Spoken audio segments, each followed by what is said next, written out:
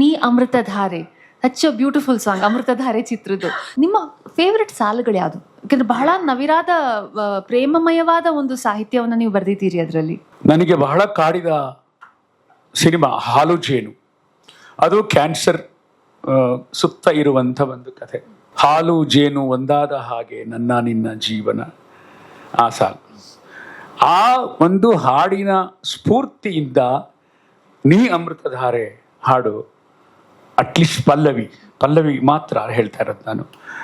ಆ ಮಾತು, ನೀ ಇಲ್ಲವಾದರೆ ನಾ ಹೇಗೆ ಬಾಳಲಿ. ಅಣ್ಣಾವರ ಧ್ವನಿಯಲ್ಲಿದ್ದ ಒಂದು ಆರ್ತ ನೋವು ಇತ್ತಲ್ಲ, ಹೆಂಡತಿಗೆ ನೋಡ್ಕೊಳ್ತಾ ಹೆಂಡತಿಯನ್ನು ಉಪಚರಿಸ್ತಾ ಹಾಡ್ತಾರಲ್ಲ ಅವರು, ಅದು ನನಗೆ ಈ ಹಾಡು ಬರೀಲಿಕ್ಕೆ ಪ್ರೇರಣೆ ಆಯಿತು.